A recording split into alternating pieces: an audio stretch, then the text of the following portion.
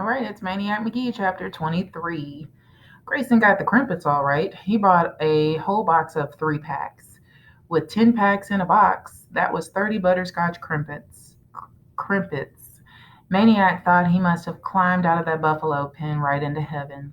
Then Grayson took Maniac home. Home for the old man was the Two Mills YMCA.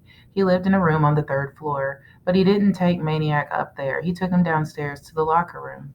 He got a towel and a cake of soap, told him to take off his rags, and pointed the way to the showers. Maniac stayed in the shower for an hour. He hadn't done this since his last bath with the little ones. He smiled at the thought of them shrieking and splashing. The shower needles stung his scratches, but it was good. Welcome back to town stinging. When Maniac finally forced himself from the shower, he found the old man waiting with clothes, Grayson's clothes.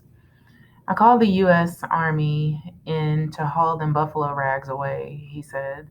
They come in with gas masks on, and they use tongs to pick them up and to put them in a steel box, and they took the box away to bury it at the bottom of the first mine shaft they come to. Maniac couldn't stop laughing, neither could Grayson, especially when he got a load of the kid drowning in his clothes. An hour later, after a minor shopping spree, Maniac had clothes of his own. For the rest of the afternoon, they cruised around town, talking and eating crumpets.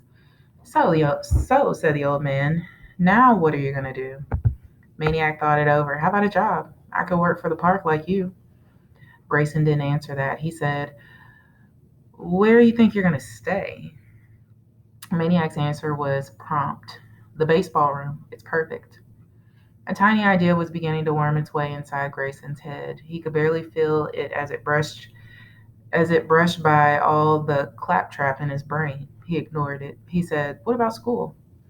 Maniac was silent. Some butterscotch icing had stayed behind on a wrapper. He scooped it up and mopped it with his finger, wishing it were Mrs. Beale's, not his own. Grayson, who was not comfortable asking questions, was even less comfortable waiting for answers. I said, what about school? Maniac turned to him. What about it? You gotta go. You're a kid, ain't you? I'm not going. But you gotta, don't you? They'll make you. Not if they don't find me.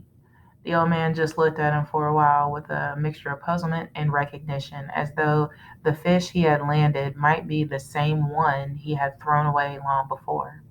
Why? He said. Maniac felt why more than he knew why.